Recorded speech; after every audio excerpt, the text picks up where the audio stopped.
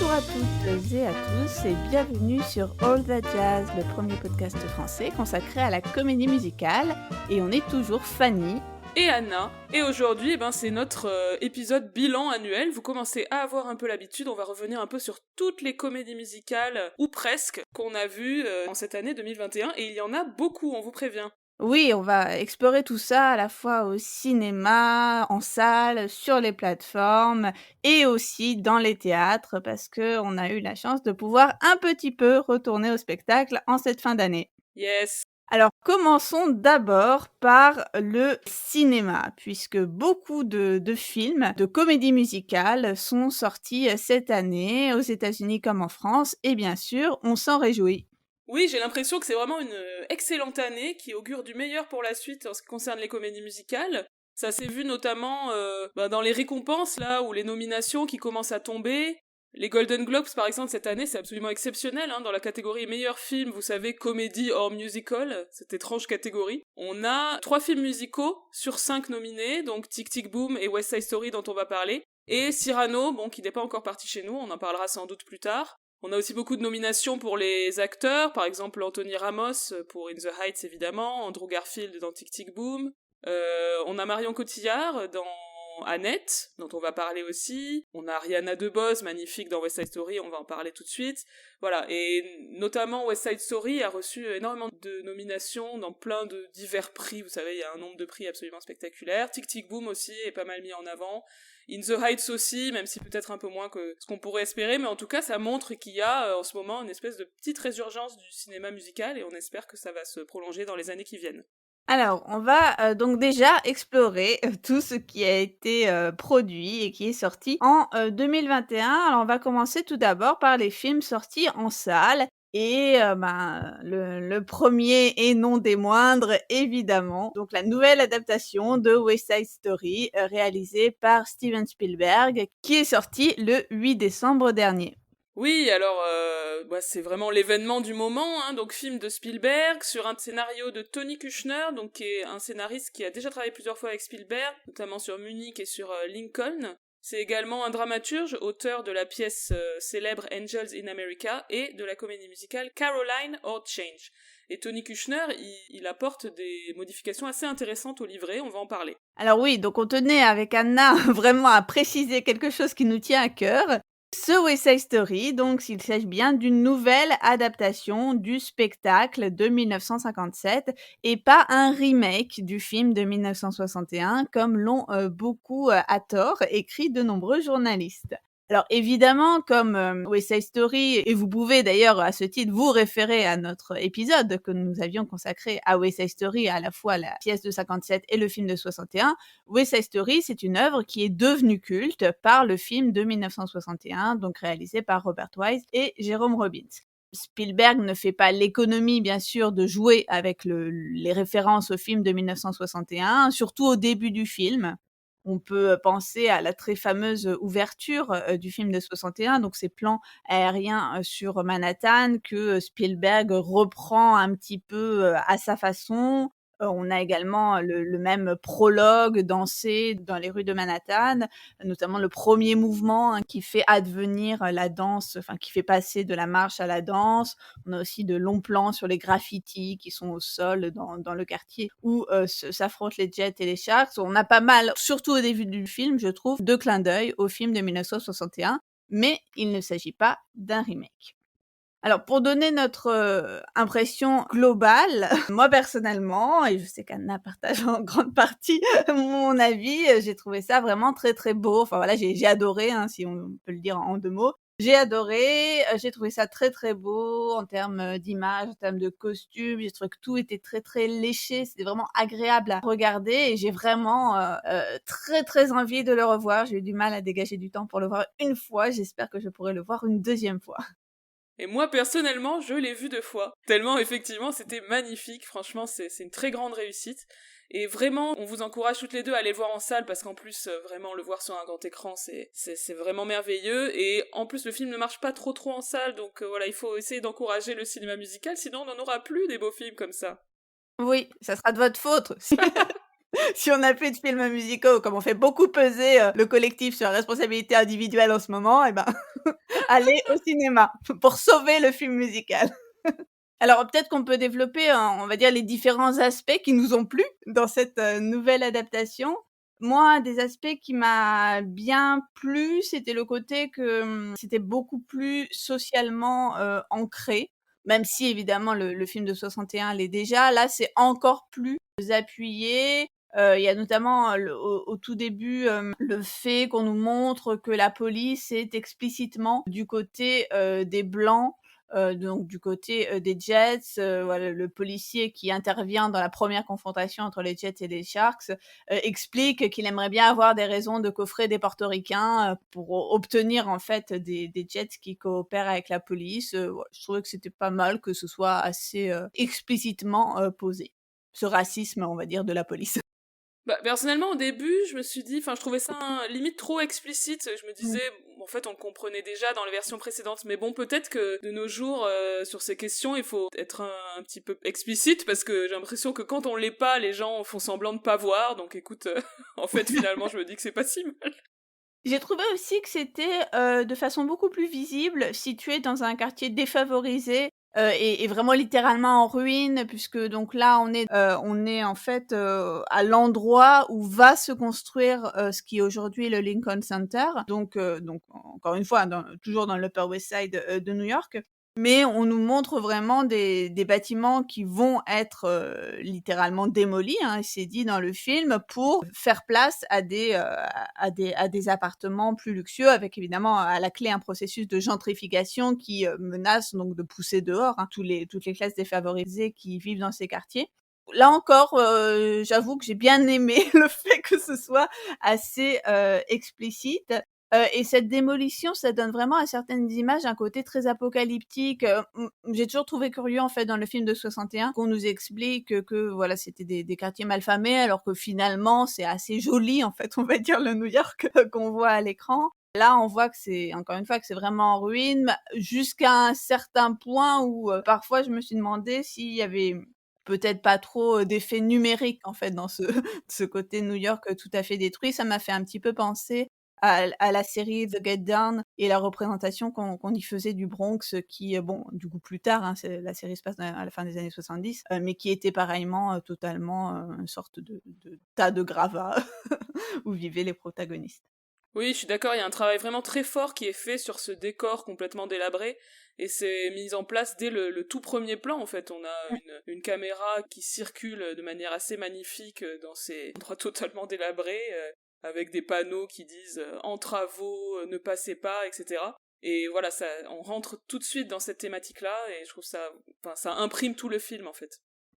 Ce qui est assez rigolo, c'est que quand j'en ai parlé à ma collègue, Caroline Renoir, qui est une spécialiste des effets spéciaux au cinéma, elle a plutôt pensé à l'usage des effets spéciaux dans le côté, recréation du New York des années 50, en termes de décors encore une fois et notamment les extérieurs du numéro, America, tu sais sur le grand carrefour avec, donc tout un travail, sur, les petits détails en fait qui, rendent ces extérieurs de New York, totalement vintage. C'est vrai que moi j'ai pas du tout encore intégré le fait qu'aujourd'hui on va pas s'amuser à redécorer tout un extérieur pour, mettre Mm. les enseignes ou des petits détails, au goût du jour de l'époque où se passe le film, mais qu'on va faire ça, tout à fait numériquement en fait, que c'est beaucoup plus rapide.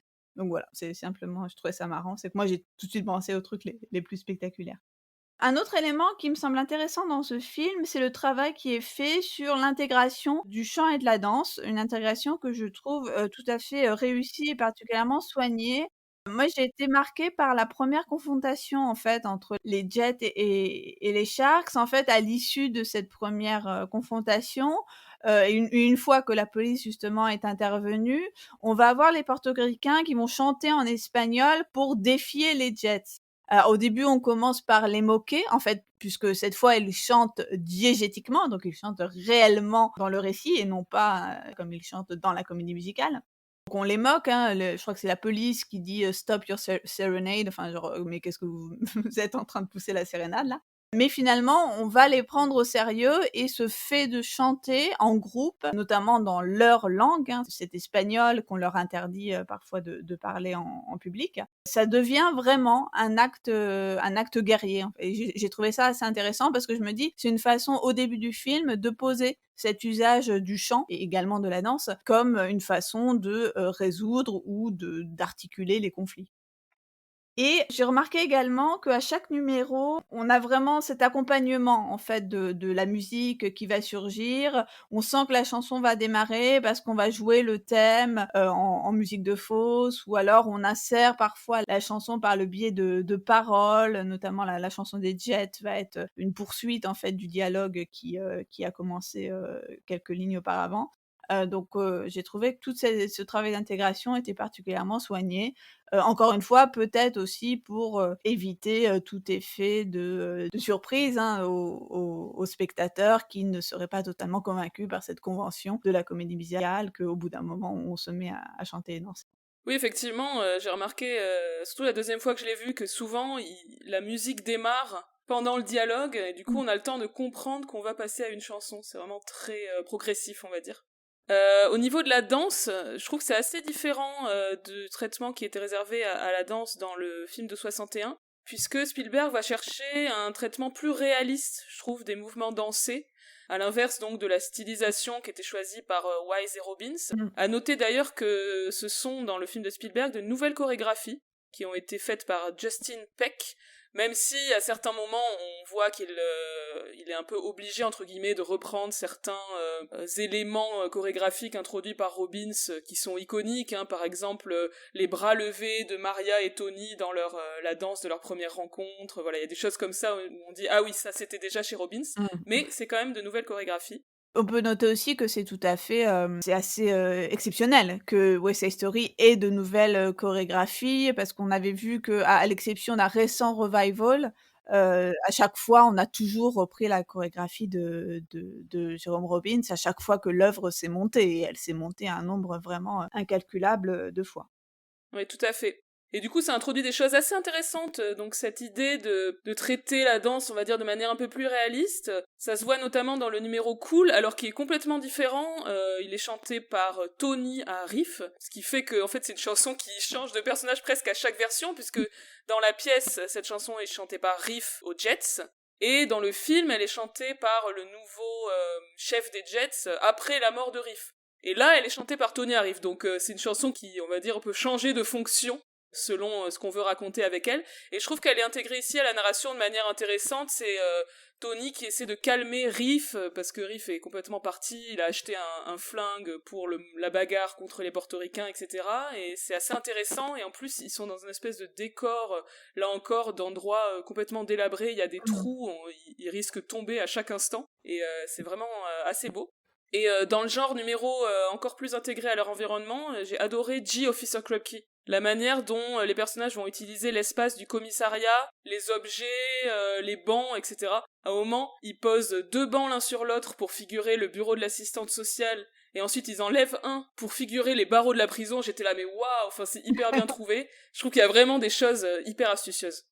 Moi, il y a un certain nombre de numéros, j'avoue, hein, que j'ai préférés dans cette, version plutôt que dans la version du film iconique pourtant de, 1961, notamment le numéro America, donc c'est presque un peu sacrilège de dire ça, bon même si évidemment la version de 61 est très belle. Là, ça prend la forme d'un très grand numéro, un peu agrégatif en plus, où tout le monde les suit, au fur et à mesure que les filles, en fait, descendent et se baladent dans tout le quartier, plutôt que rester sur le toit comme dans la version de 1961. Ici, finalement, on voit vraiment, bah, leur Amérique, cette Amérique, dont elles parlent, qu'elles aiment, mais qui, bon, évidemment, a aussi un certain nombre de gros défauts. En particulier, ce qui est très beau dans ce numéro, c'est le plan, hein, dont je parlais tout à l'heure, hein, le grand plan d'ensemble sur le carrefour où ils dansent, donc les garçons et les filles, tous ensemble. Oui, je suis d'accord, c'est vraiment magnifique ce numéro. Le côté faire descendre ce numéro dans la rue, hein, ce qui n'était pas du tout le cas dans la version de 61. Et ce numéro dans la rue, ça a créé en moi un écho avec In the Heights, le film musical qui est sorti en juin et dont on a parlé dans un épisode. À noter qu'America aussi reprend l'idée qui était celle pour le coup du film de 61, mais qui était, je crois, à l'origine l'idée de Sondheim, et ou de Bernstein avec laquelle Robbins n'était pas d'accord, enfin bref, c'était l'idée de faire de America une dispute entre les garçons et les filles.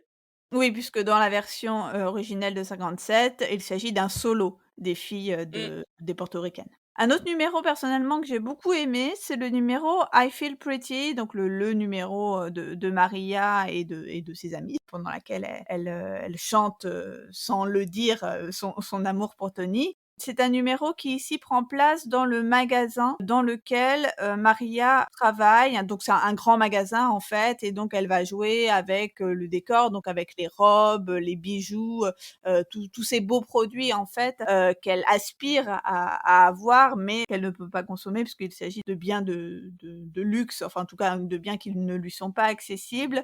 Je trouve ça assez poignant ou en tout cas un petit peu ironique mais plutôt intelligent et ça faisait un écho en fait à une remarque un peu plus tôt dans le film. Maria disait qu'elle voulait une robe de ce magasin mais Anita lui rappelait que dans ce magasin, elle ne faisait, que le ménage. Oui, alors cette version elle est quand même assez proche de celle du film de 61 dans la mesure où elle se situe dans le contexte professionnel de Maria entre Mmh. guillemets. Donc là on est dans un grand magasin, effectivement dans la version de 61 c'était un atelier de couture, donc il y avait aussi des robes etc. et ce jeu avec le décor où Maria se déguisait. Ce qui est pour le coup complètement différent de la version scénique où ce numéro se situe dans la chambre de Maria tout simplement avec ses Mmh. copines. Par contre, dans cette version de Spielberg et de Kushner, la chanson est placée dans l'intrigue comme elle l'était dans la version scénique, c'est-à-dire après la bagarre où Bernardo et Riff sont tués. Et donc c'est un moment où il vient de se passer quelque chose de terrible, mais Maria n'est pas au courant, et donc il y a ce qu'on appelle l'ironie dramatique, c'est-à-dire que le spectateur sait que quelque chose de terrible vient d'arriver, mais elle ne le sait pas, et du coup il y a un espèce de truc un peu terrible dans ce numéro en même temps qu'elle exprime cette très grande joie. De manière générale, j'ai l'impression qu'ils ont remis les numéros à leur bonne place, non? Euh, Ou pas tous par rapport à la pièce de 57? c'est plus proche de celle de 57, mais Ouais, G. Officer Krupke reste oui, vers le ouais. début, alors que tu sais, on avait toujours trouvé que c'était bizarre dans Mmh.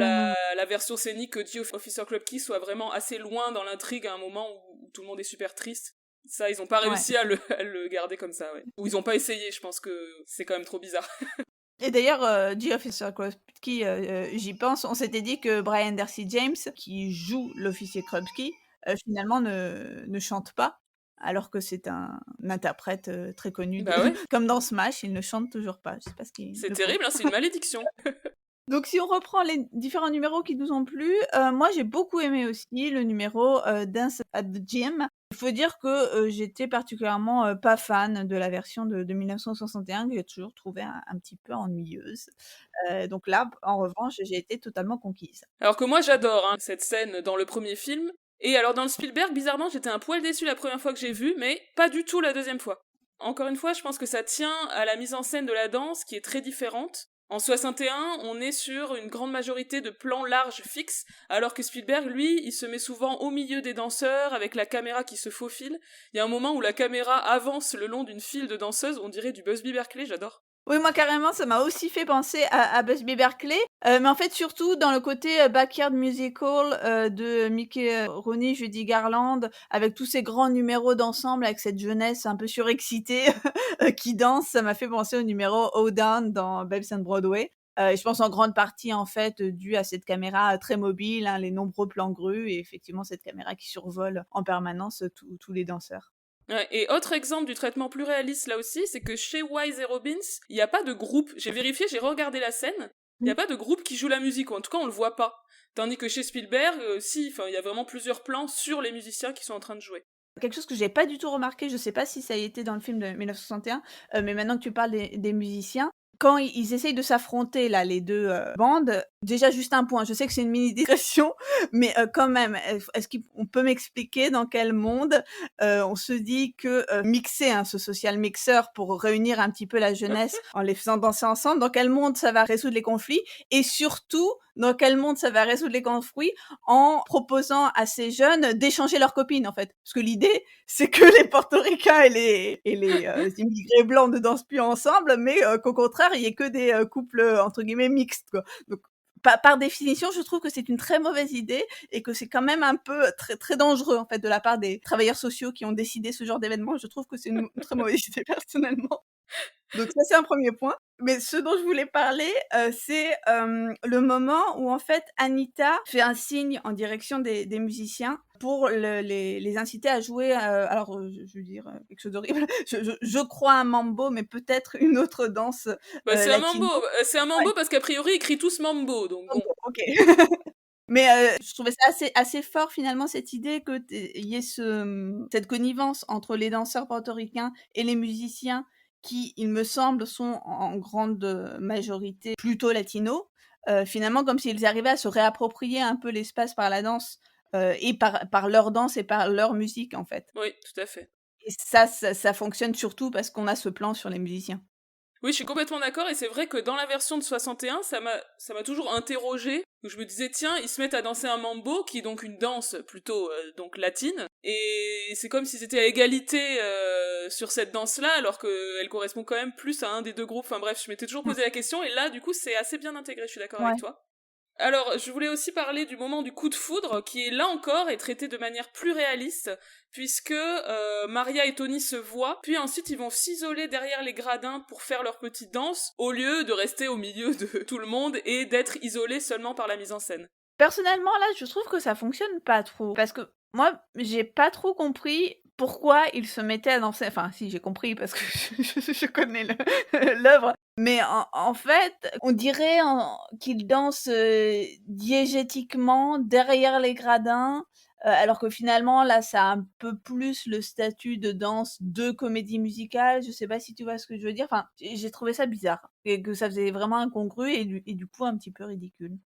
Bah, je sais pas, moi ça m'a pas choqué dans la mesure où, en fait, cette ambiguïté elle existe dans toute la scène du gymnase, puisque de fait ils sont vraiment venus à un bal, donc ils sont vraiment là pour danser, donc est-ce qu'ils dansent comédie musicale ou est-ce qu'ils dansent en vrai je ne sais pas, mais je sais pas si on est censé résoudre l'équation. Bah, je dis quand ils sont au milieu, ils dansent en vrai, mais là, du coup, c'est bizarre. Enfin, je sais pas, je trouvais ça bizarre qu'ils dansent derrière les gradins, mais bref. Ok. Alors, dans les numéros qui m'ont moins plu, j'avoue que j'étais pas totalement convaincue par, le numéro Maria, que j'ai trouvé un petit peu fadasse, mais bon, en même temps, je suis pas hyper, convaincue non plus par la version de 1961. Alors moi dans Maria, dans cette version-là de Spielberg, j'ai bien aimé le fait que les gens dans le quartier entendent Tony, qu'ils l'entendent chanter, et du coup il y ait des femmes qui sortent à la fenêtre pour voir qui c'est qui est en train de faire tout ce grabuge. Je trouve que c'est assez rigolo. Ouais, ça c'est vraiment drôle et globalement ça rejoint un petit peu un jeu constant sur l'ambiguïté du statut diégétique ou non de la musique dans le film. Ouais, complètement. Il y a plusieurs moments où ça se retrouve, où on voit que les autres personnages entendent les chansons que sont en train de chanter les protagonistes, alors qu'on aurait imaginé que c'était plus des choses introspectives. Notamment le moment assez marrant où les filles à l'église qui se tournent vers Anita alors qu'elle est en train de chanter dans le numéro, le quintet Tonight. Oui, justement, juste au moment où elle dit, «As long as he's hot», ça la fout mal à l'église. Oui, c'est ça, oui, parce que c'est un passage un petit peu sexuel et tout, donc c'est très drôle. Dans le même genre, j'ai trouvé que Something Coming était traité de manière intéressante parce que c'est adressé par Tony à un autre personnage qui est ce personnage de Valentina, un nouveau personnage interprété par Rita Moreno, qui était donc, comme vous le savez évidemment, la Anita du premier film. Et ici, c'est la veuve de Doc, le personnage du premier film, qui était le gérant du drugstore.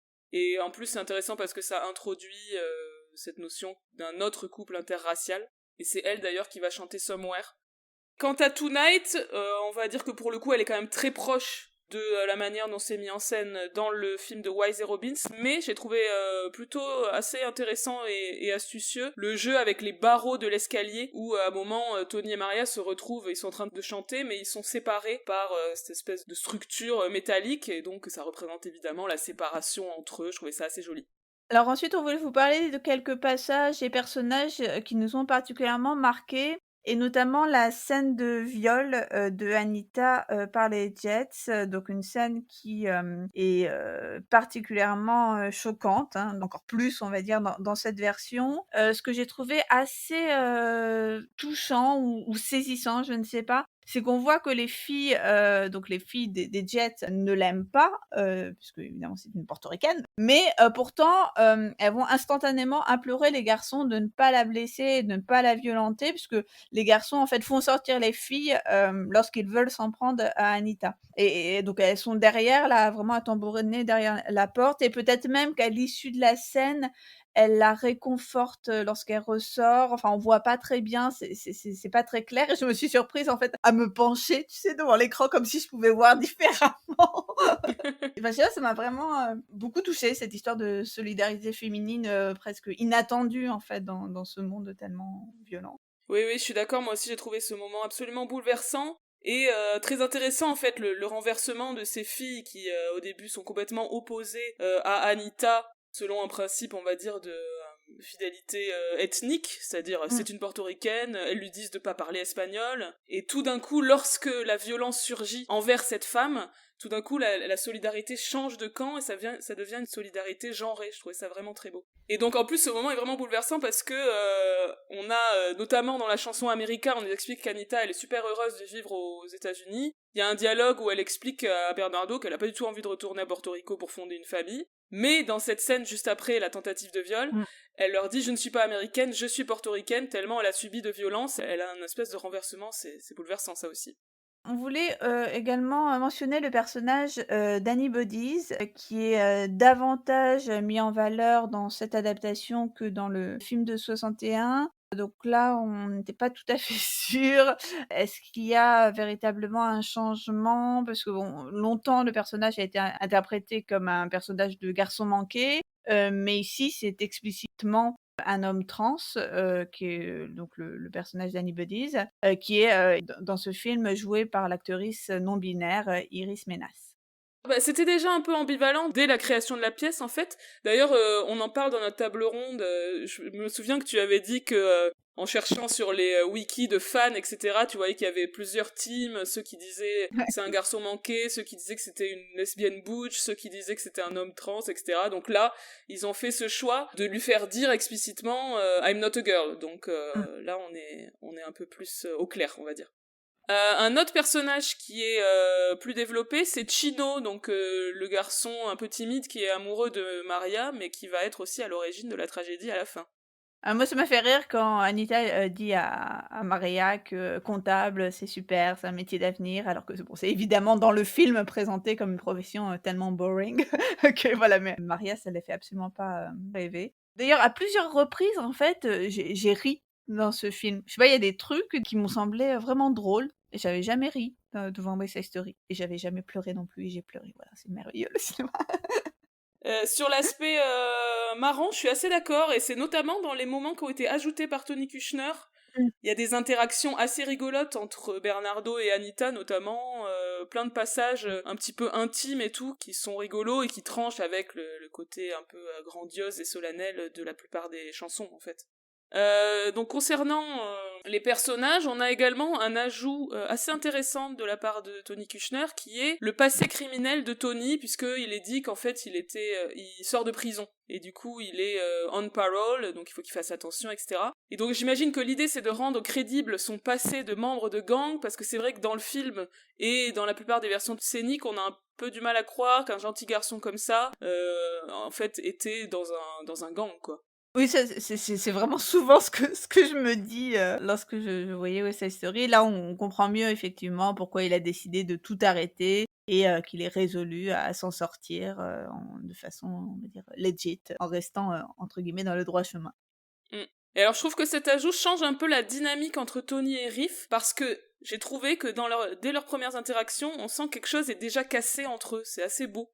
Qui sont déjà séparés, Riff essaie de retenir son ami, mais il n'y arrive pas, quoi. Et ça, c'est sans doute dû aussi au fait que l'acteur qui joue Riff, Mike Faist, j'ai trouvé absolument exceptionnel. Ah oui, je l'ai adoré aussi, encore une fois beaucoup plus que le Riff de 1961 que je trouvais assez sans relief, même si je sais que tu n'es pas d'accord avec moi.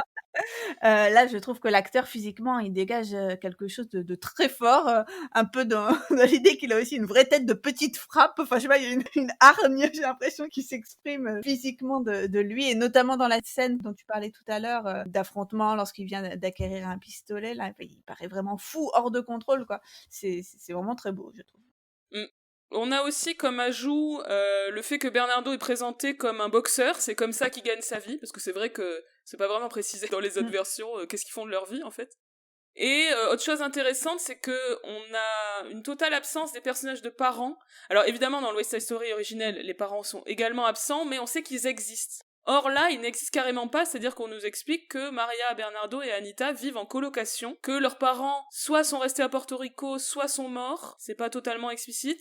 Et enfin, je trouve que le personnage de Maria est plus affirmée, plus indépendante que dans la version notamment de 61, mais sans doute dans la version scénique aussi. C'est elle qui va prendre l'initiative, notamment dans la relation amoureuse, hein. C'est elle qui commence à danser, hein, même si je trouve que ça fait bizarre. Et c'est elle qui va l'embrasser en premier, par exemple. Et personnellement, c'est une des premières fois où je vois une Maria avec un petit peu de relief et et ça fait du bien. Et de manière générale, les personnages sont développés de manière intéressante et j'aime bien la manière dont c'est fait par petites touches. J'ai adoré notamment la scène où Maria, qui a dormi tout habillée sur son lit après avoir chanté Tonight avec Tony, elle va arranger sa chambre pour faire croire que tout est normal, elle va vite mettre son pyjama, vite déranger les draps pour faire comme si elle avait dormi dans son lit. Et en plus, c'est super bien filmé, c'est en plan séquence. Et voilà, il y a vraiment des petits détails comme ça qui fonctionnent très très bien.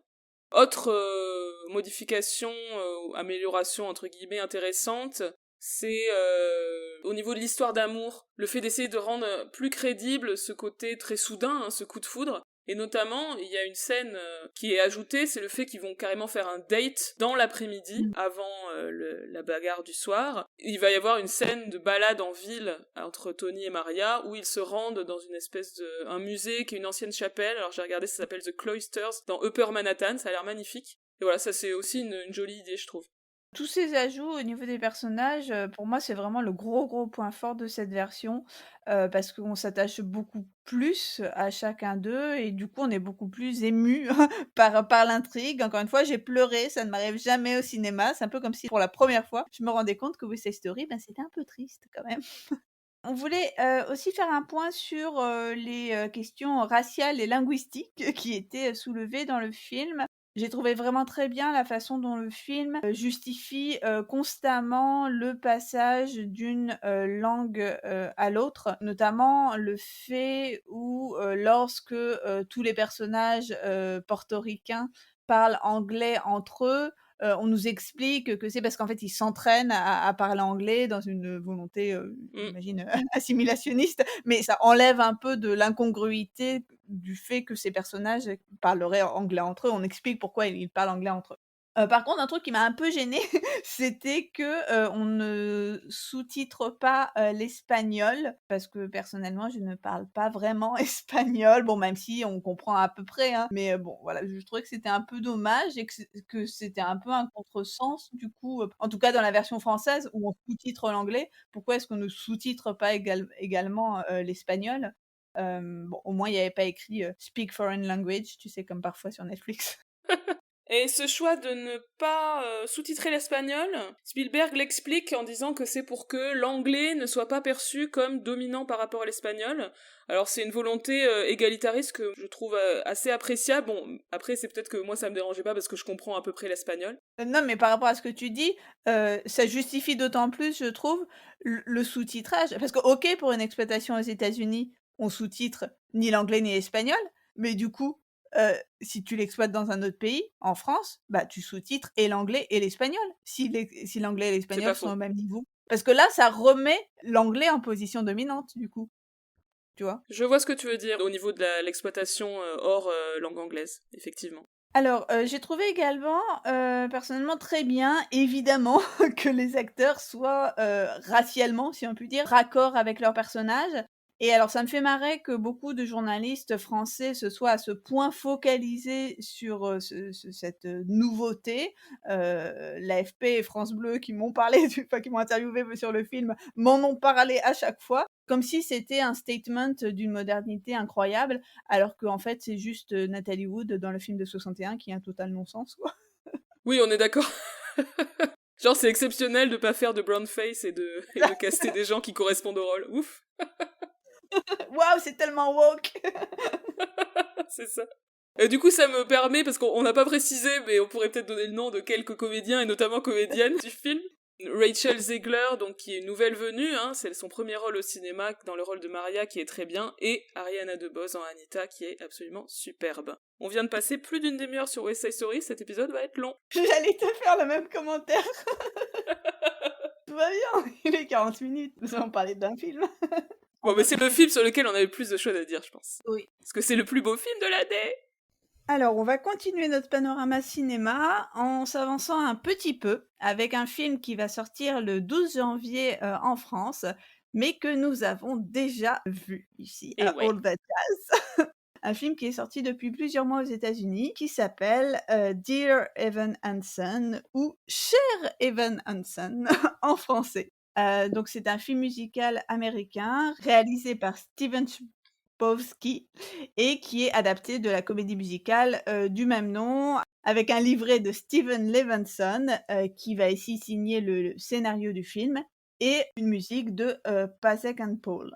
Ben Platt va reprendre le rôle-titre qui lui a valu un Tony et parmi les autres membres du cast, on compte notamment, Julianne Moore, Caitlin Dever et Amy Adams.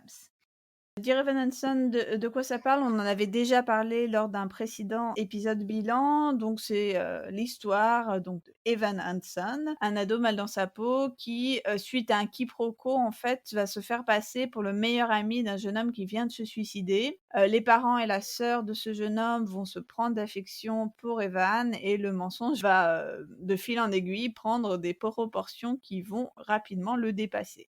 Alors qu'est-ce qu'on en a pensé, Anna et moi?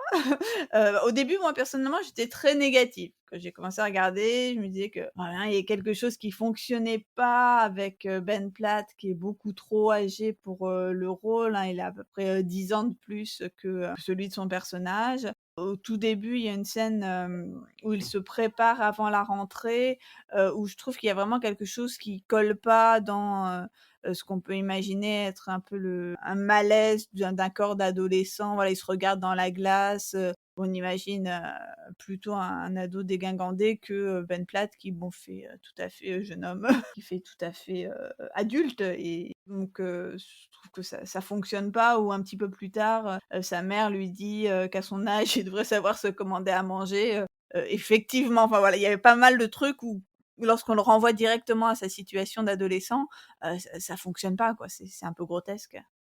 Oui, c'est vrai que qu'il fait vraiment vieux, quoi. C'est un peu perturbant. Et en vrai, j'ai vérifié, il est un peu plus vieux que les autres comédiens qui jouent aussi des adolescents, mais pas beaucoup.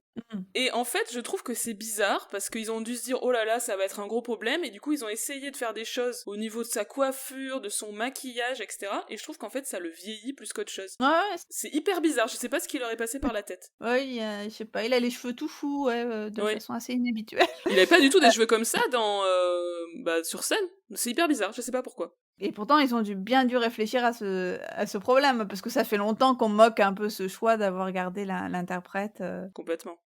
bon. Mais j'avoue qu'une fois que c'est passé, une fois que j'ai fait comme tu m'as dit, que j'ai suspendu mon disbelief et ben j'ai finalement assez accroché. Je pense surtout parce que la comédie musicale, je trouve qu'elle est bien. Le livret, les chansons, ça fonctionne, que je trouve aussi que les acteurs sont bons, que Ben Platt, bon, si on oublie ce ce problème d'âge, il joue plutôt bien. Même si, moi ce qui m'a aussi dérangé, c'est de le voir dans un rôle finalement, si bébé, où il est censé en fait être, mal assuré, hésitant, alors que, la série The Politician avait vraiment, à dessein Oui. gommé tout cet aspect de sa persona. Parce que le côté, jeune homme mal dans sa peau, c'est déjà ce qu'il faisait un petit peu dans Pitch Perfect en fait et on était vraiment passé à autre chose avec The Politician et là on retombe sur une ancienne version de Ben Platt. Donc c'est ça aussi qui m'a un petit peu perturbée. Je suis d'accord, et aussi je pense qu'il a tellement joué Evan sur scène, etc. Enfin, je trouve qu'il a un jeu très théâtral et que ça, Mmh. pour certains aspects, pas toujours, mais à certains moments, ça passe un peu mal au cinéma. Parfois, il en fait un peu des tonnes sur le côté, tu sais, sur l'anxiété de son personnage, Ouais. avec les tics corporels, les tics de visage, son attitude un peu où il a toujours les épaules baissées. Il y a un truc où ça fait très théâtre. Ouais, des choses qui doivent se remarquer, de loin par définition au théâtre, Oui. mais qui avec le gros plan de la caméra peuvent, faire, très forcé, ouais. Ouais, voilà. Alors que je trouve que les autres comédiens qui sont, donc d'ailleurs des comédiens de cinéma, sont Mmh. pour le coup très bien et que ça fait un petit contraste étrange dans le type de jeu, on va dire, qui est choisi. Oui, c'est vrai, ouais, ouais. Moi j'ai trouvé notamment les actrices étaient très justes. le personnage, de la mère d'Evan, une mère, qui est infirmière de nuit, enfin là, qui travaille beaucoup pour subvenir aux besoins de son fils, jouée par Julianne Moore, elle est vraiment touchante. Oui. La mère de Connor aussi, donc la mère du jeune homme qui s'est suicidé, Amy Adams, elle est, aussi assez bouleversante, hein, dans cet, attachement instantané qu'elle a sur cet, autre garçon. La petite sœur aussi, Zoé, jouée par Caitlin Dever, que j'avais beaucoup aimée dans la série, Unbelievable, et ici vraiment, très, très bien. Donc les acteurs sont bien, mais globalement, je pense qu'il faut quand même qu'on signale que l'adaptation est assez banale. Enfin, c'est pas très inventif. Moi, je trouve que c'est bien parce que la comédie musicale est bien. En termes de mise en scène, on n'a pas beaucoup d'idées, novatrices ici. Oui, je suis assez d'accord. Et il y a même des trucs complètement ratés, je trouve, en mise en scène. Notamment au début, la première chanson du film, Waving Through a Window. Et au moment, il chante Tap, tap, tapping on the glass. Et le montage essaie de suivre le rythme de la phrase du tap, tap, tap. C'est hyper maladroit. J'étais là, mais qu'est-ce qu'il fait? Et je trouve que les solos, de manière générale, sont pas très bien intégrés, pas très bien mis en scène. For Forever, qui est un peu la grande chanson, là. C'est chanté à la table de la famille, ça fonctionne pas très bien, c'est un moment qui paraît très long. D'ailleurs, beaucoup de chansons sont trop longues dans cette pièce, mais le cinéma accentue ce problème, je trouve. Les solos, en particulier, ouais, tu as vraiment raison, ils sont filmés sans aucune inventivité, comme si le réalisateur s'était dit: «Ouh là là, pour, vraiment garder intacte l'émotion de la scène, il faut juste planter une caméra en gros plan devant un chanteur». J'ai l'impression que c'est presque volontaire, en fait, ce parti pris de ne rien faire. Alors, je suis d'accord, mais à l'inverse, parfois, il essaie de faire autre chose, et ça rate aussi un peu. Sur la chanson Requiem, que je trouve absolument magnifique pour le coup, j'ai l'impression qu'il fait pas confiance aux comédiens, et donc il leur fait faire des trucs un peu improbables, et notamment il y a un moment ridicule où il met Kathleen Dever, donc qui joue la petite sœur, dans la voiture, où elle accélère comme si elle était un peu suicidaire, je sais pas exactement, et elle chante sa chanson tout en faisant ça, ça marche pas du tout. Mmh. Moi, ma chanson, préférée, c'est celle des fausses lettres, donc Ouais. enfin des faux mails qu'il imagine avoir écrits à Connor. Elle est cool ici parce qu'on a beaucoup de montages alternés avec des changements d'univers brusques lorsqu'ils, réécrivent les formules des lettres. Mais je voulais signaler que c'était une chanson qui fonctionnait aussi très, très bien sur scène, alors qu'on n'avait pas évidemment ces effets de montage. Donc je pense que c'est juste que la chanson est cool. Ouais, je suis complètement d'accord, j'ai adoré, donc c'est Sincerely Me. Ce moment dans le film est vraiment, à mon avis, le meilleur. Ça se déroule un peu à moitié dans l'imagination des personnages, en plus il y a toute une dimension humoristique, puisqu'ils sont, comme tu l'as dit, en train d'écrire et réécrire les fausses lettres. Et il y a même des petits moments dansés. C'est vraiment très chouette et très plaisant, et on aurait envie d'un peu plus de moments légers comme ça, or c'est pas le cas, puisque, bon, je connais pas très bien la pièce, mais de ce que j'ai compris, les autres numéros un peu comiques ont été coupés du film. Il me semblait bien qu'il y en avait plusieurs, qu'il y avait pas que celui-là. Mm. Ouais, OK, bah, très dommage. On a en revanche évidemment conservé la chanson phare, You Will Be Found, qui reprend aussi en fait un même principe de mise en scène qu'on avait, en tout cas dans la version western que j'ai vue, de projection des messages, sur l'écran. Donc ça rend bien, on va dire, au cinéma, mais c'était aussi le cas sur scène et finalement aussi ce genre d'artifice, c'est très, très commun aujourd'hui au cinéma, hein, de voir ces échanges par messages interposés. Donc finalement, c'est presque plus novateur de le voir sur scène. Voilà, là encore pas très inventif, je trouve. Et alors je voulais signaler, tant qu'on est à parler d'ordinateur, l'énorme placement de produits, qu'on a pour Dell, où à chaque fois, je sais pas si tu as remarqué, tous Non, j'ai pas fait gaffe et ça m'a trop fait rire. les plans frontaux où tu ne peux pas louper le logo Dell. Je sais pas si c'est parce que j'ai récemment acquis un Dell. Enfin, ça m'a vraiment frappé. Et en revanche, les riches, hein, donc la famille de Connor, eux, ils ont un Mac. C'est la seule fois où tu vois un Mac. Alors plus généralement, j'ai trouvé l'intrigue quand même assez intéressante.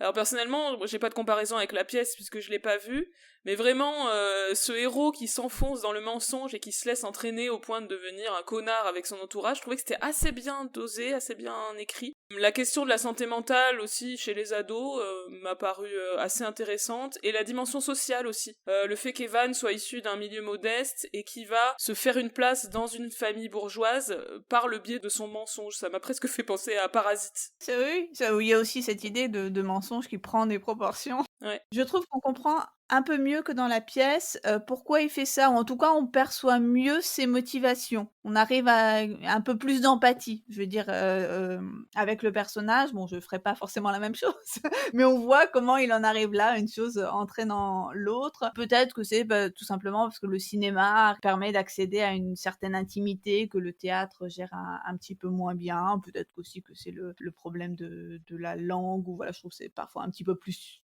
difficile de suivre au théâtre, on n'entend pas forcément très bien qu'au cinéma, tout bêtement.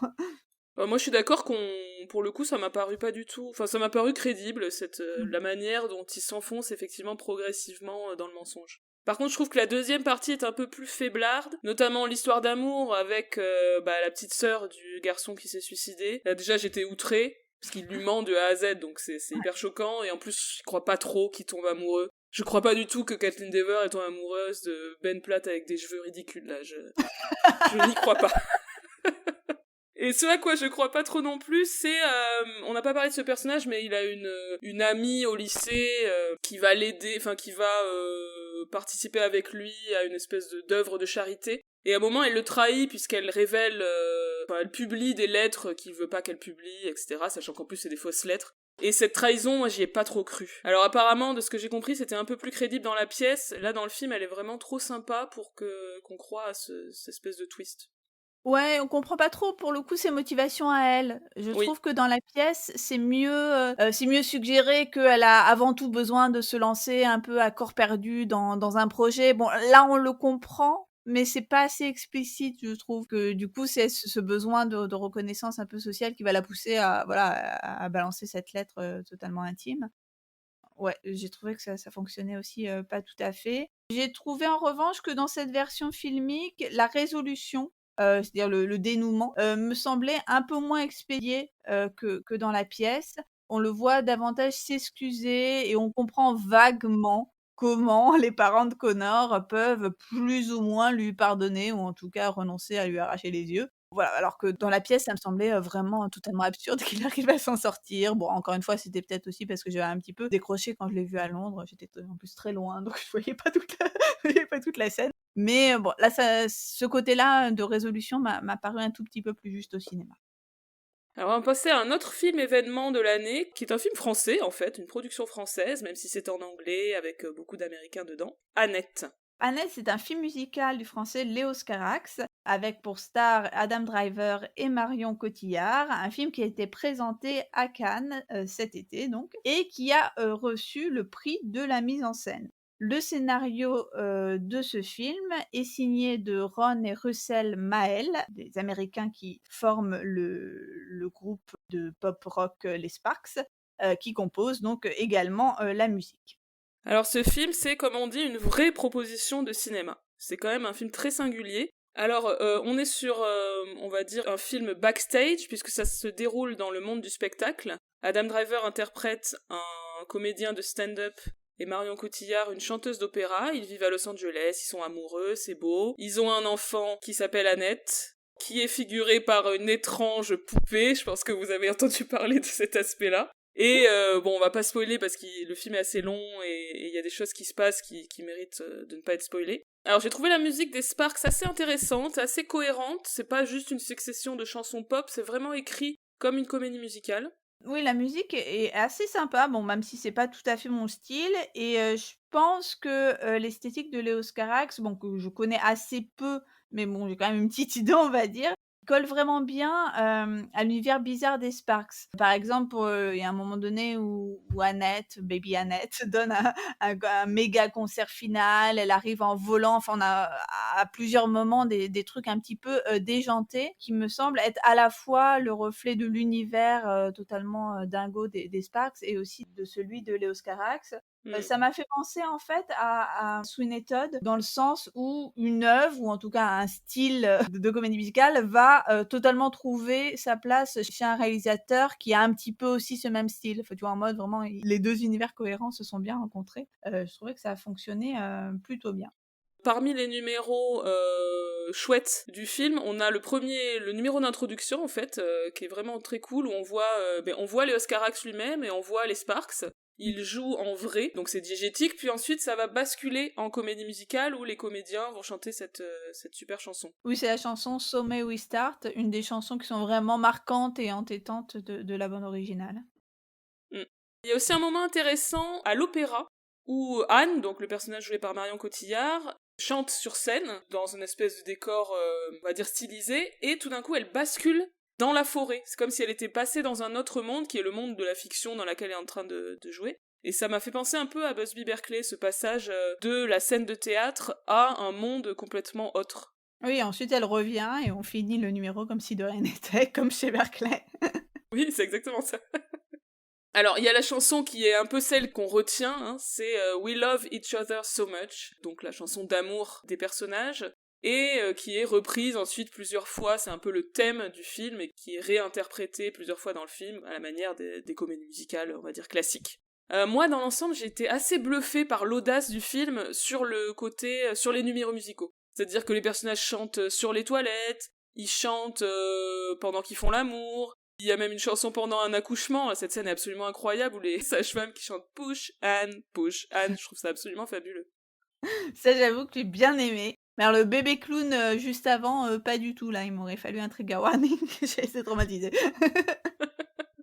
Autre truc marrant, c'est les news people qui sont chantés en fait. Et un moment assez marquant, le passage que tout le monde a mentionné de nombreuses fois avec le personnage du chef d'orchestre qui dirige les musiciens tout en racontant son histoire avec la caméra qui tourne autour de lui en travelling circulaire. Enfin voilà, il y a beaucoup de très bonnes idées, très audacieuses. C'est un film qui ose tout, au prix parfois du ridicule, hein, qui est volontairement too much, parfois un peu kitsch, il y a des surimpressions, voilà, des choix de mise en scène, etc., qui sont un peu bizarres, mais malgré tout, j'admire cette démarche du réalisateur. Alors globalement, moi personnellement, donc je vois que c'est bien fait, que ça cherche à déranger, à provoquer des émotions violentes et variées, mais moi, Fanny Verret, personnellement, c'est vraiment pas du tout ce que je recherche, dans un film. Je sais pas comment exprimer autrement que, voilà, je vois que c'est beau, mais clairement ça m'est passé bien au-dessus. Bah, moi, j'ai beaucoup aimé la première partie, et la deuxième partie, j'ai commencé à me poser un peu des questions. Je trouve que c'est difficile de s'attacher aux personnages, parce qu'il y a quand même une espèce de distance, c'est des personnages qui sont pas vraiment incarnés, sont plutôt des archétypes, hein. Dans la première moitié du film, on a Anne qui incarne la vie, et lui qui incarne la mort, elle incarne le sacré, le sacrifice, alors que lui, il est plus dans le profane, le vulgaire. J'avais un peu du mal avec ça, et surtout que dans la deuxième partie, sans vouloir vraiment spoiler, mais quand même, si vous ne l'avez pas vu, vous allez peut-être un peu deviner, mais la deuxième partie, on a quand même... Enfin, au bout d'un moment, j'étais là, est-ce que j'ai vraiment envie de passer du temps avec ce personnage masculin qui est une ordure absolue? Ça devient vraiment ardos, il y a plusieurs chansons de lamentation de ce personnage, alors personnellement, je m'en foutais complètement. Oui, moi j'avais totalement décroché à ce moment-là, j'avoue. Bon, je tiens à signaler que je ne l'ai pas vu au cinéma, mais sur un petit écran, et je pense que ça joue beaucoup, parce que, voilà, encore une fois, si c'est un film qui est vraiment à voir aussi pour la mise en scène et ses belles images, ça aurait mérité d'être vu sur grand écran, mais je n'ai pas eu l'occasion. Ouais, oui, c'est sûr. Alors sur le plan, on va dire, des thématiques, j'ai trouvé que c'était une sorte de mélange de films sur des artistes connards, hein, on en a cité déjà un certain nombre dans ce podcast, All That Jazz de Bob Fosse, New York, New York de Martin Scorsese, un mélange entre ça et un peu Sweeney Todd, quoi, sur ce côté très macabre avec un personnage vengeur. Oui, j'avoue que le côté, totalement dérangé et barré m'a pas mal fait penser à All That Jazz, surtout avec ces brusques incursions dans la psyché tourmentée de notre grand héros masculin. Il y a quand même, une assez forte parenté, je trouve. Ouais, je suis d'accord, et du coup, ça paraît un petit peu maladroit, c'est-à-dire que Carax, on voit bien qu'il a conscience des enjeux, il y a des allusions à MeToo avec des accusations de femmes envers le personnage, on a des manifestations féministes avec des pancartes Stop féminicide, etc. Mais il joue un peu sur les deux tableaux, quoi, c'est-à-dire on peut l'interpréter comme on veut. Mais non, il regrette, le pauvre, voyons, il est trop désolé de ce qu'il a fait. Il faut compatir. Et donc pour revenir à la bizarrerie, on va dire, principale du film, même s'il y a beaucoup de bizarreries dans ce film, ce personnage de Annette, donc la petite fille qui est figurée par une poupée, c'est vrai que c'est vraiment bizarre, mais ça prend son sens à la fin, qui est donc la toute dernière scène qui pour moi est vraiment très belle. Et donc là encore, spoiler alert, si vous voulez pas savoir ça, avancez de 30 secondes, 1 minute dans le podcast. Mais à la fin, en fait, elle reprend forme humaine, et elle apparaît sous la forme d'une vraie petite fille, Et c'est comme si ça nous disait que cette petite fille avait cessé d'être un objet. Je trouve ça vraiment très beau. Oui, ouais, j'ai trouvé cette, dernière chanson très belle, hein. Ce duo père-fille est très émouvant, enfin très très bien réalisé et puis, voilà, on va dire, dramatiquement ça prend aussi, tout son sens. Alors je pensais qu'il allait se passer de quelque chose de foufou parce que tout le monde dit: «Ah la dernière scène est incroyable», mais en fait c'est juste beau et franchement ça fait du bien dans ce film. Alors, je voulais mentionner un film documentaire que j'avais vu sur, les Sparks, donc un film qui s'appelle The Sparks Brothers, un film américano-britannique réalisé par Edgar Wright et donc documentaire qui revient minutieusement sur les 5 décennies de la carrière du, groupe de pop rock américain, les Sparks, fondé par les frères Ron et Russell Mael. J'y suis allée pour, accompagner une amie, à une avant-première ma Caroline Renoir, hein, dont on parlait tout à l'heure, qui est absolument fan, du groupe. Moi, je n'y connaissais absolument rien, je n'avais absolument jamais, entendu ni parler des Sparks, ni entendu leur musique. Mais ce qui est assez remarquable, je trouve, c'est que je ne suis même pas ennuyée lors de cette projection, alors que, comme vous le savez peut-être, je suis quelqu'un qui s'ennuie très facilement. Le documentaire est complètement hybride, totalement barré. Il va mêler des archives, des séquences d'animation, des interviews des Sparks qui commentent le documentaire en train de se faire. Donc c'est assez inclassable en réalité, mais c'est aussi assez à l'image de leur musique. On a, toujours cette tentative de périodiciser un petit peu leur carrière, mais ça y résiste parce qu'on voit qu'ils ont fait que se renouveler un peu, constamment, même si c'est un peu, on va dire, bateau de formuler ça comme ça. C'est vraiment ça, c'est à chaque fois ils vont inventer quelque chose de différent. En résumé, c'est vraiment une bonne plongée dans cet univers délirant, même si c'est peut-être un petit peu trop, chronologique et détaillé pour, le novice, parce qu'on est limite année par année de voilà ce qu'ils ont fait, au fil des ans donc bon voilà. Mais assez remarquable encore une fois, je le précise, que ça tienne la route, même auprès de quelqu'un qui n'a jamais entendu parler de leur musique. Je l'ai pas vu, mais ça me permet de mentionner au passage un autre film réalisé par Edgar Wright qui est sorti cette année.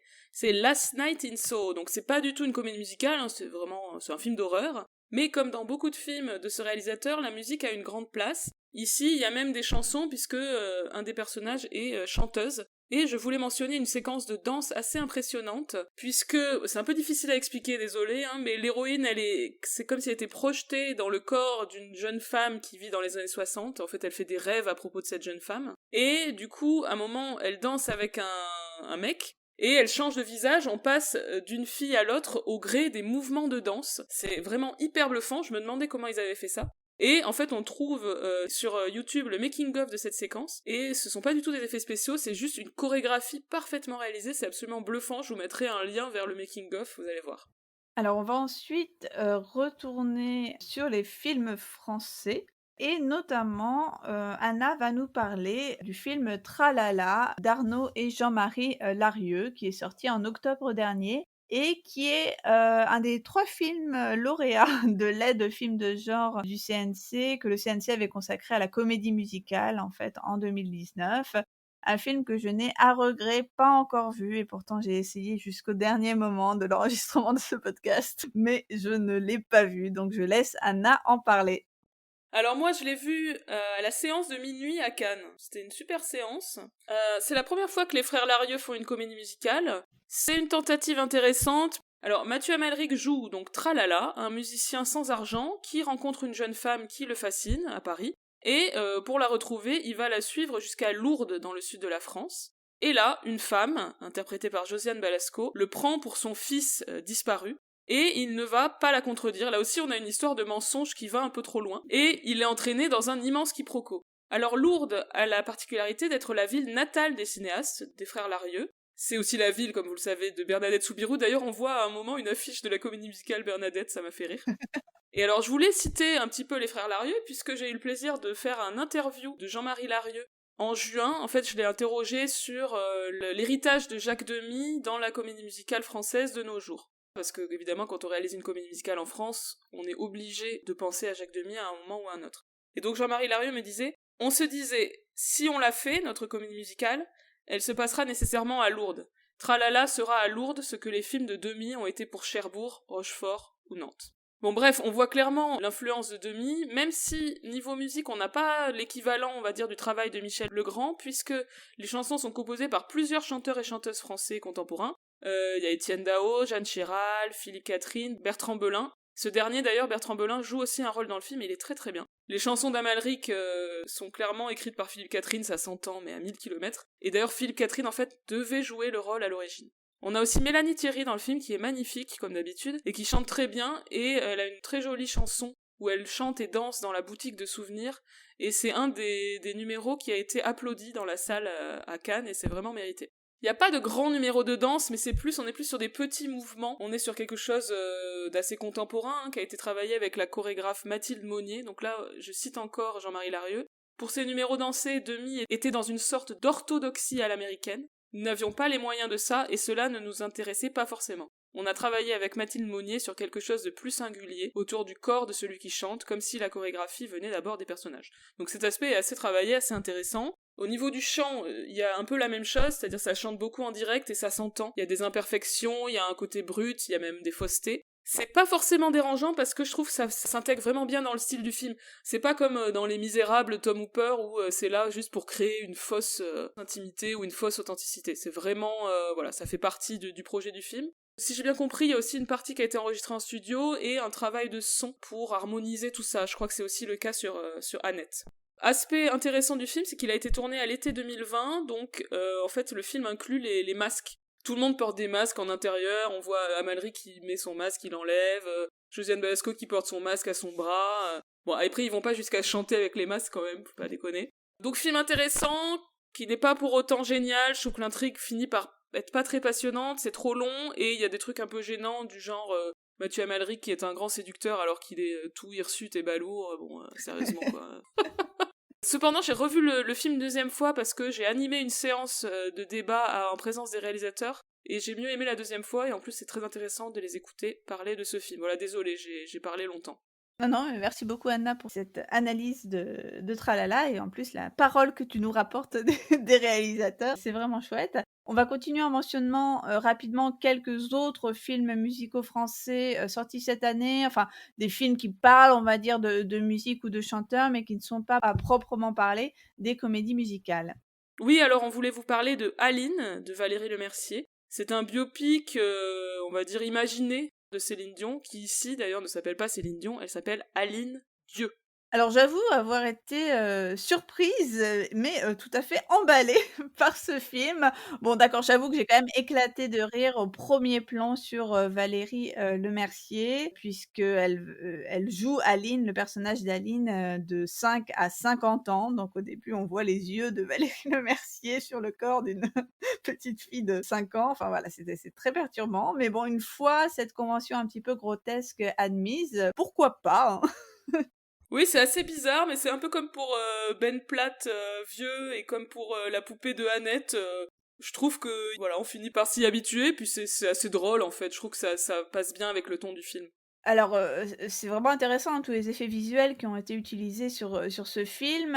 Micros, la société française donc qui s'est, occupée des effets visuels, explique que c'est bien Valérie Lemercier des pieds à la tête, hein. On n'a pas collé, une tête d'adulte sur un corps d'enfant, même si ça donne parfois cette impression et notamment dans le premier plan que j'ai cité. Pour certaines scènes, ils expliquent avoir utilisé ce qu'on appelle la perspective forcée, c'est-à-dire filmer le premier et l'arrière-plan séparément en positionnant la caméra pour que Valérie Lemercier ait l'air plus petite, ce qui explique aussi, je pense, la bizarrerie de quelques plans puisqu'il me semble qu'un enfant n'a pas tout à fait les mêmes proportions qu'un adulte. Alors dans la vidéo Allociné que tu m'avais envoyée, Fanny, et qu'on pourra vous mettre en lien, ils expliquaient qu'ils avaient essayé quand même de grossir un peu la Mmh. tête pour les scènes où elle est enfant. Après, c'est vrai qu'il y a quelques moments où c'est un peu bizarre, mais quand même, je trouve que dans l'ensemble, c'est vraiment bien fait, hein. Oui et aussi il y a finalement quelque chose qui colle assez bien dans ce corps un petit peu, difforme, à la laideur supposée en fait du personnage d'Aline quand elle est enfant ou en tout cas quand elle passe dans l'âge ado. Elle est censée voilà avoir quelque chose d'un peu moche qu'on va aussi rectifier par la suite, hein, avec le grooming inhérent au making of d'une star internationale. Aussi cette idée, finalement lorsqu'elle est enfant d'une voix ou d'une ambition un peu plus grande que le corps qui l'abrite, voilà. Je trouvais que cette légère difformité, on va dire, induite par l'usage des effets spéciaux, collait finalement assez bien au personnage. Pour les chansons, elle est doublée, donc par une chanteuse qui chante à la manière de Céline Dion, c'est-à-dire qu'on va dire qui belte, hein, un maximum, sans vraiment, il me semble, essayer de l'imiter. Bon, j'avoue que je suis pas du tout une exégète de Céline Dion, je connais assez mal, donc je peux pas vraiment juger de l'exactitude ou non de la performance de Valérie, Lemercier, quand le style et aussi la tenue qu'elle a lorsqu'elle chante. Mais bon, il me semble qu'un peu comme à la lumière de ce qui avait été fait pour le film, Judy, ici, on a quand même pas mal essayé de recréer, de façon la plus fidèle possible, les performances un petit peu connues, enregistrées qui subsistent.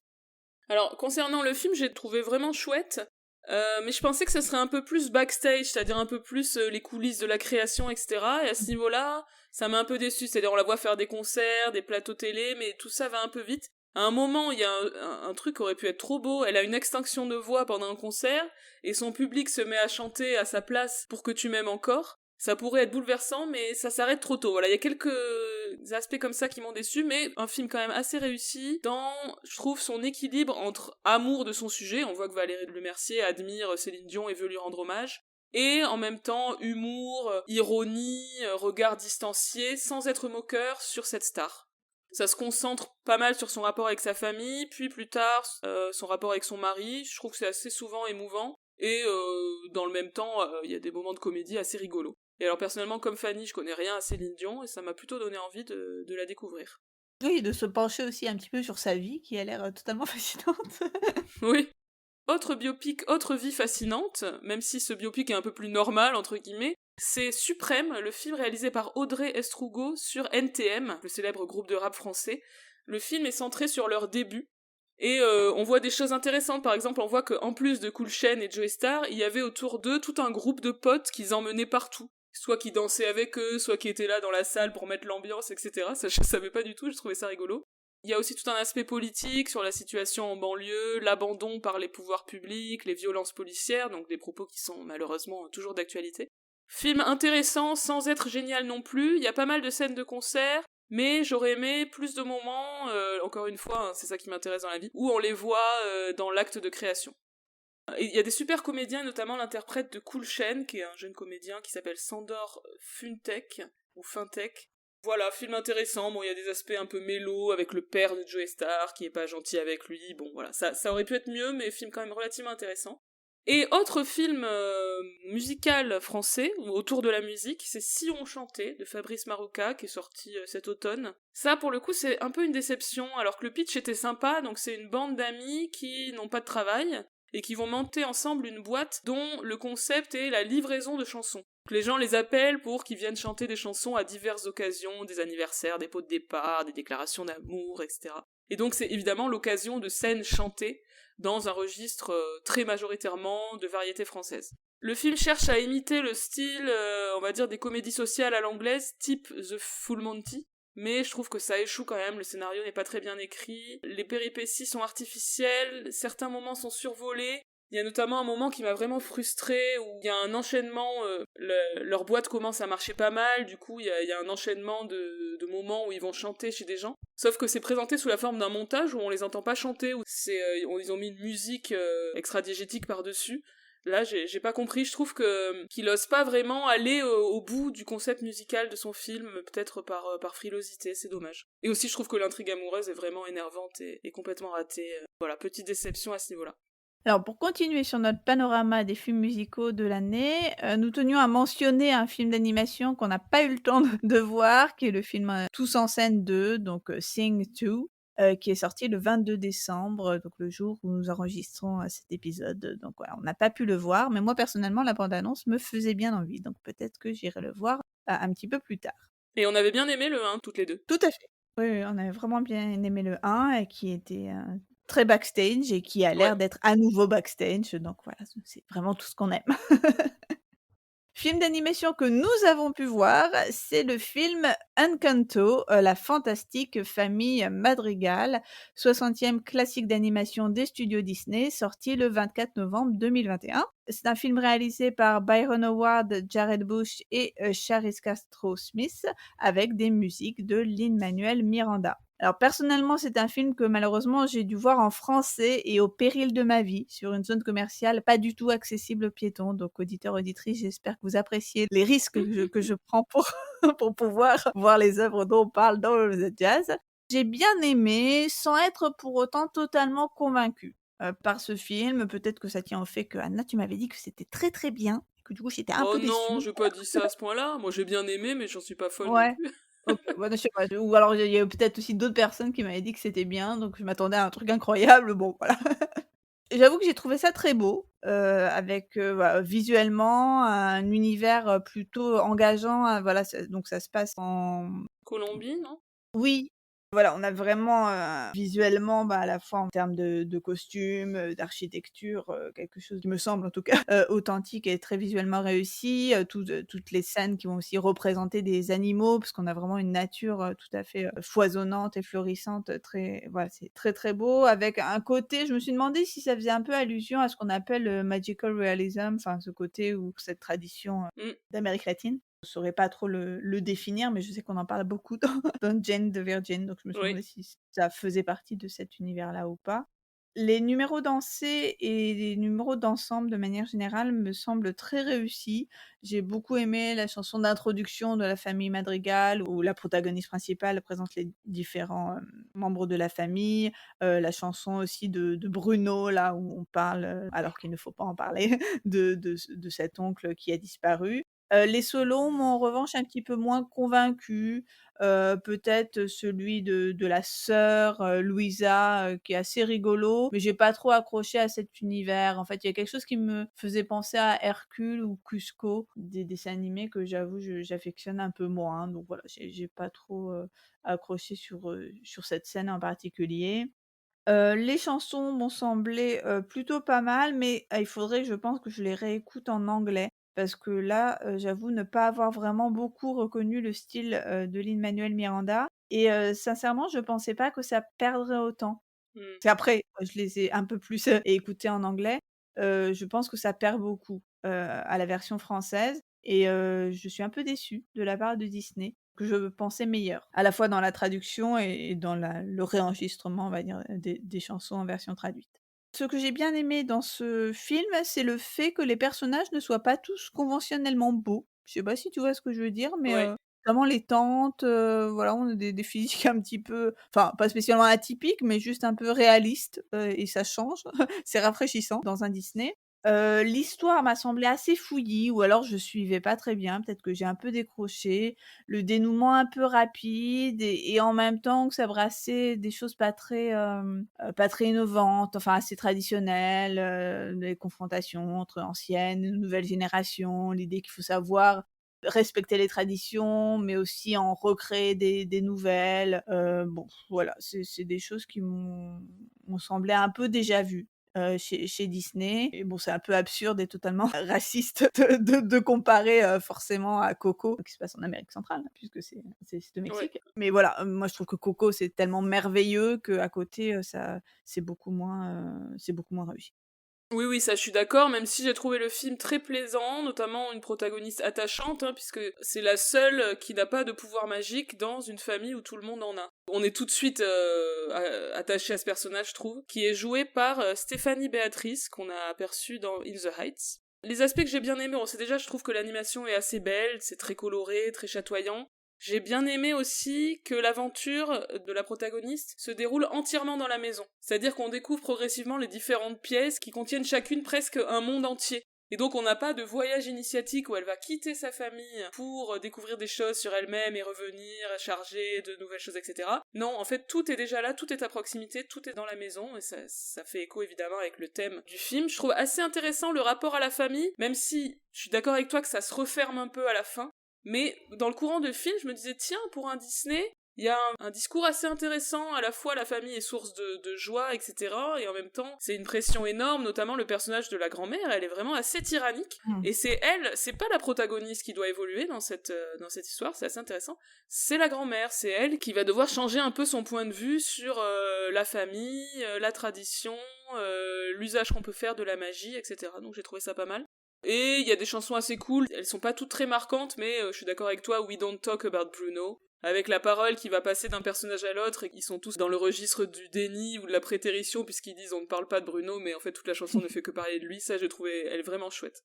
Alors pour rester sur Lin-Manuel Miranda, on mentionne également le film In the Heights qui était sorti en juin dernier, mais dont on ne parlera pas ici puisque nous avons consacré un épisode à ce film. Donc nous vous renvoyons directement à cet épisode. Mais bon, je pense qu'on peut juste rappeler que nous avions toutes les deux beaucoup aimé ce film. Oui. Tout ça, ce n'était que pour les sorties en salle. À présent, quelques mots des différents films, et là aussi ils sont nombreux, sortis sur les plateformes de vidéo à la demande. Alors on continue avec Lin-Manuel Miranda, qui est décidément omniprésent cette année, hein, le pauvre, je pense qu'il frôle le surménage. Il faut y aller mollo, hein, Lin, on veut te garder avec nous parce qu'autrement Anna, elle fait des rêves très inquiétants, je te balance. Voilà, à propos de Lin-Manuel Miranda. Donc... Oui, j'ai rêvé il y a 2 ou 3 jours que Lin-Manuel Miranda mourait. Donc bon, c'est sûrement en lien avec la mort de Sondheim. Enfin voilà, j'ai fait un rêve étrange. Ne meurs pas, s'il te plaît. Continue à faire des films, mais à un rythme normal. All That Jazz, le podcast le plus angoissé sur la comédie musicale. Donc nous allons parler de Vivo, un film d'animation Netflix de Kirk DeMicco, qui est aussi le réalisateur de la série de films d'animation Les Croods. Film qui a été coécrit avec Chiara Alegria Hudes, évidemment la librettiste et plus tard scénariste de In the Heights. C'est une production Sony qui devait sortir en salle, mais il est arrivé ce qui est arrivé. D'ailleurs, on n'a toujours pas mentionné le Covid dans cet épisode, c'est quand même un exploit. Le quoi?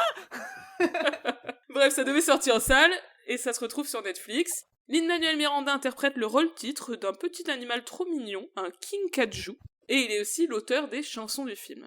Alors moi j'ai bien aimé le début du film, c'est assez beau, assez triste, puisque ce kinkajou c'est l'acolyte d'un vieux musicien qui va mourir au début. J'ai cru que ça allait être bien, et puis finalement je suis un peu déçue, c'est assez basique, on va avoir donc ce petit héros mignon qui va rencontrer différents personnages dans son périple. Moi ça m'a fait penser à Soul, le film de Pixar, le coup du type qui meurt un peu sans raison, juste au moment où il a enfin la chance de sa vie, donc voilà, c'est ballot.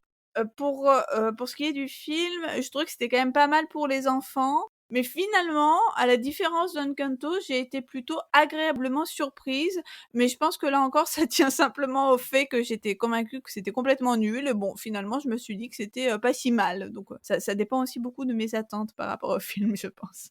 Alors le film se passe entre Cuba et la Floride, et donc on va avoir des musiques aux influences latines, dans le plus pur style Lin-Manuel Miranda pour le coup, avec des passages rappés, des rythmes latins donc, et puis aussi des ballades plus classiques à la Broadway. Oui, là j'avoue que j'ai plus nettement reconnu le style de Lin-Manuel Miranda, avec parfois presque des pastiches. Je trouvais que le solo de Vivo, ça ressemblait beaucoup à Hamilton. Qu'il y a aussi une chanson où il chante Lolé Lololai, un truc comme ça. Ça m'a fait penser au Piragua de In the Heights. Bon, voilà. La patte de Lin-Manuel Miranda était assez reconnaissable.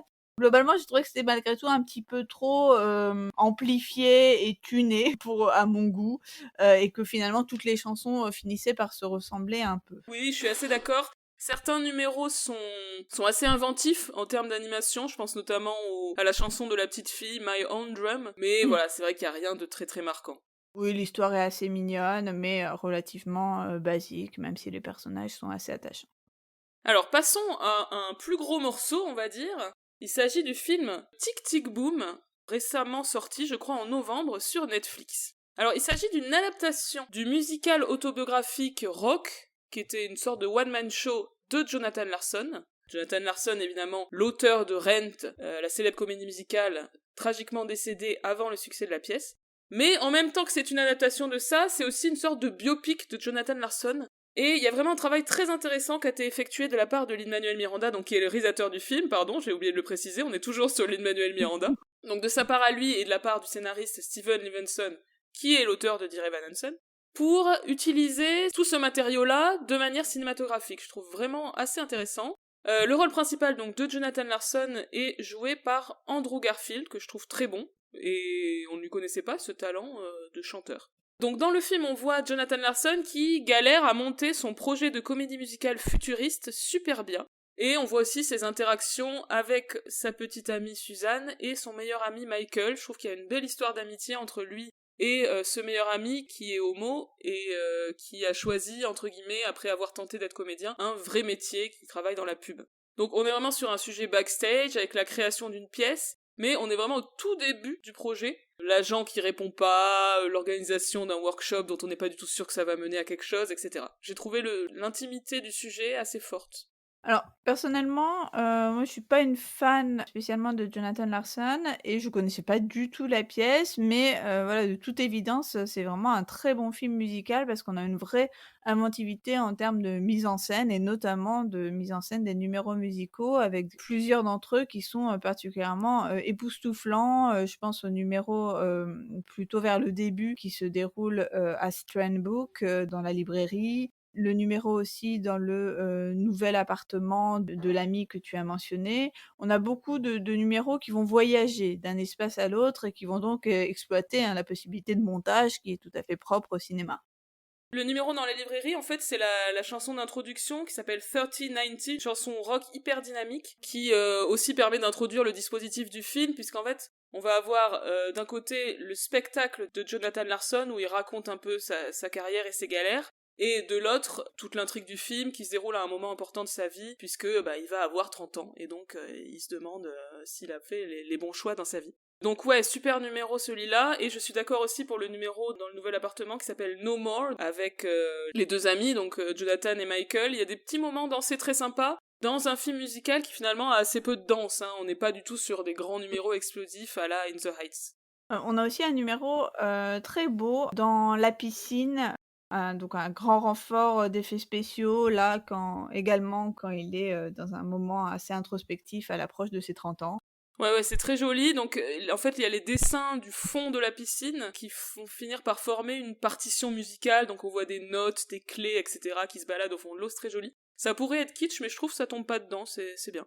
Et je crois que mon numéro préféré, c'est celui qui s'appelle Sunday, qui prend place dans le diner où il travaille pour, gagner sa vie. Et c'est un numéro, en fait, qui va être ponctué de caméos de nombreuses stars de Broadway. On a Joel Grey, Bernadette Peters, Bess Malone, Chita Rivera. Oui, on a aussi André de Shields. C'est un super numéro et c'est un hommage à la chanson du même nom de Sondheim qui est dans Sunday in the Park with George.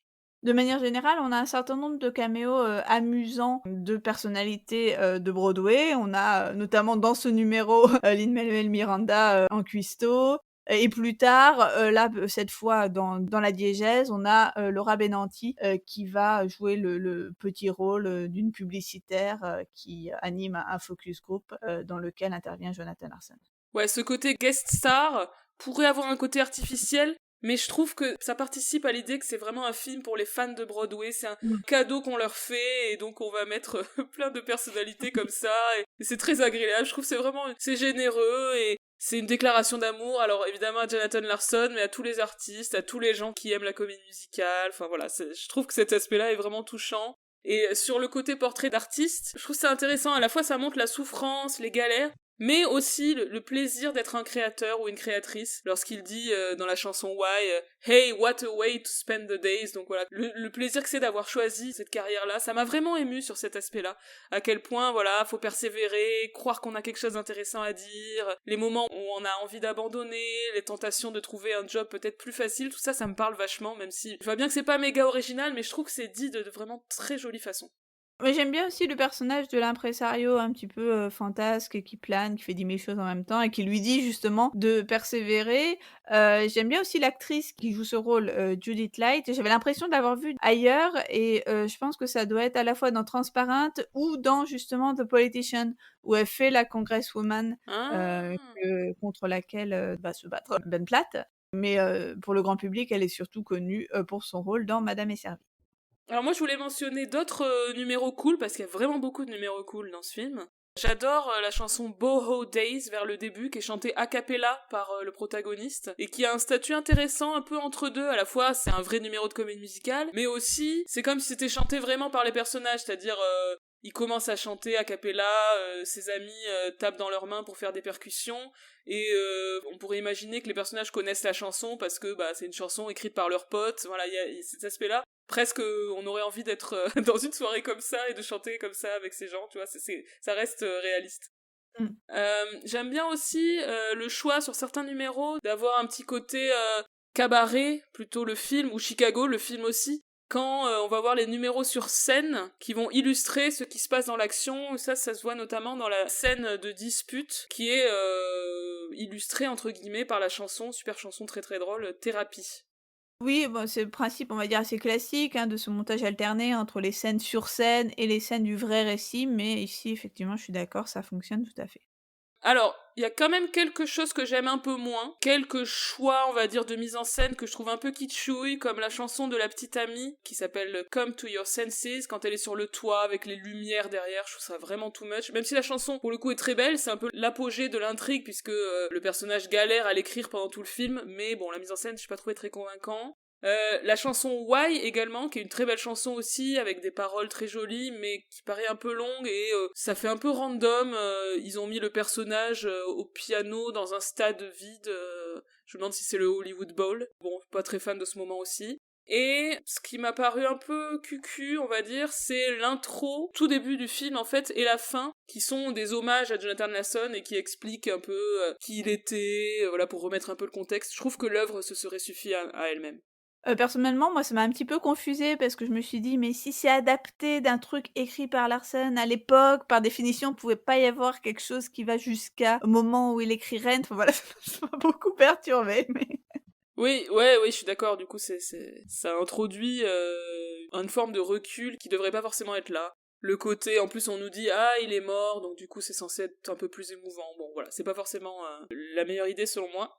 Alors, il y a aussi tout l'aspect dont on n'a pas parlé, qui est le personnage de Steven Sondheim, donc qui a réellement dans la vie été en quelque sorte le mentor de Jonathan Larson et qui l'a soutenu tout au long de sa carrière.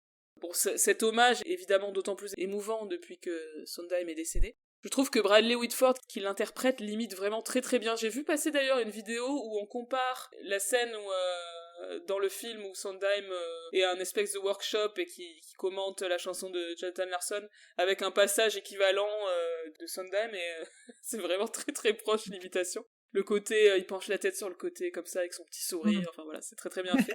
Mais aussi, on entend à la fin du film un message téléphonique laissé par Steven Sondheim à Jonathan Larson, et là pour le coup on entend la vraie voix de Steven Sondheim. Alors en fait, si j'ai bien compris, un texte avait été écrit pour ce petit message et enregistré par l'acteur, par Bradley Whitford, mais Lin-Manuel Miranda l'a fait écouter à Sondheim et Sondheim a dit oula c'est peut-être un peu cucu, je pense que j'ai pas dit ça comme ça en gros. Et du coup, Lin-Manuel Miranda lui a dit bah réenregistre-moi le message et on mettra ça dans le film. Et c'est ça qui s'est passé, je trouve ça assez chouette.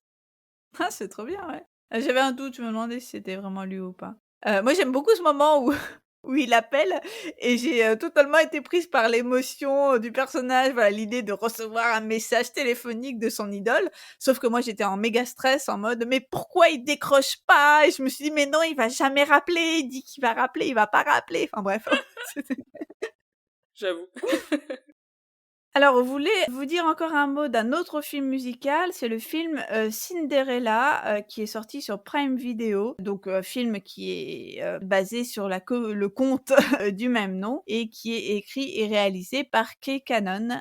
Oui, qui est la scénariste de la saga Pitch Perfect. Alors, c'est un film qui n'a aucun rapport avec la comédie musicale de Rodgers et Hammerstein, que ce soit la version de 57, la version télévisée de 57, qui était celle des débuts de Julie Andrews, ou encore la version de 65 avec Ginger Rogers, qui est aussi sur Amazon, hein, donc ne vous laissez pas confuser. Ça n'est pas non plus la même chose que le Cendrillon d'Andrew Lloyd Webber qu'il a composé en 2021.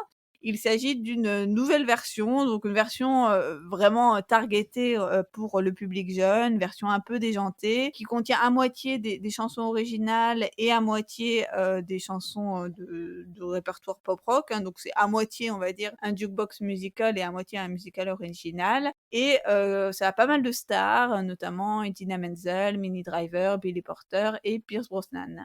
Oui, il y a donc dans le rôle titre de Cendrillon, Camila Cabello. Alors perso, je la connaissais pas du tout, mais apparemment c'est une chanteuse connue aux États-Unis, surtout auprès du public adolescent. Alors là encore, je m'attendais, vraiment à rien, mais j'ai plutôt été agréablement, surprise avec voilà, cette idée d'un film, quasiment parodique avec ce prince qui ne veut pas régner, et au contraire, on a des princesses qui sont totalement avides de politique.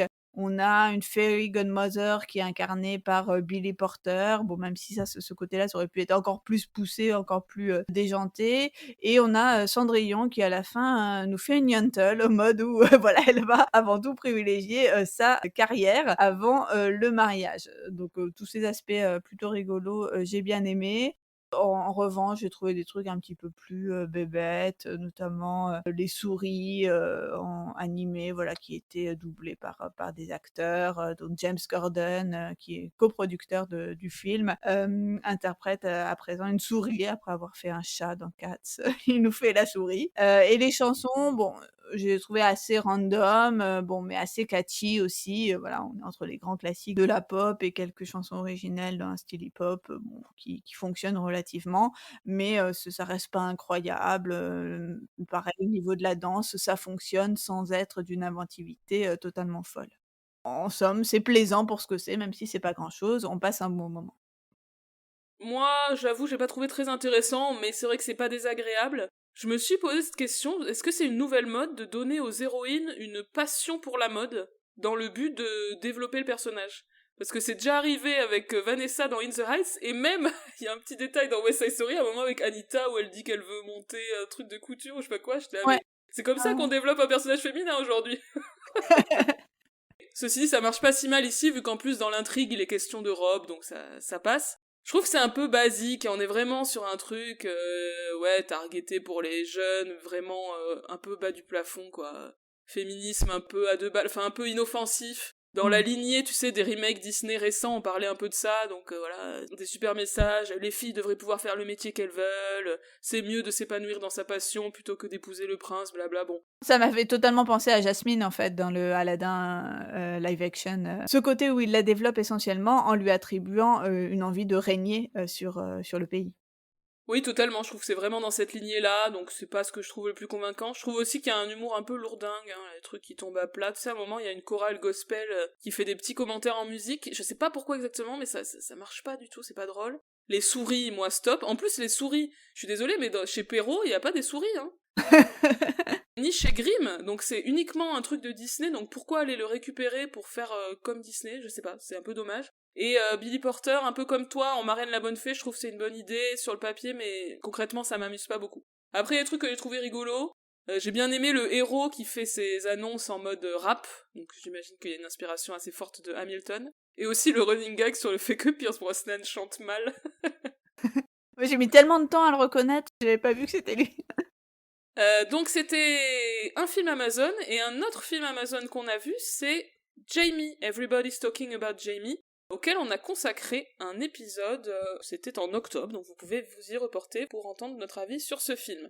Et on a déjà fait très très très très long. Donc je pense que cet épisode bilan 2021 sera en 2 parties. Et donc voilà la première partie, de notre bilan 2021, consacrée aux films musicaux, que nous avons vus cette année et on vous dit à très bientôt pour la suite du bilan, à savoir, donc à la fois les séries et les œuvres qu'on a vues au théâtre. À très bientôt pour la suite du bilan de All That Jazz. Salut!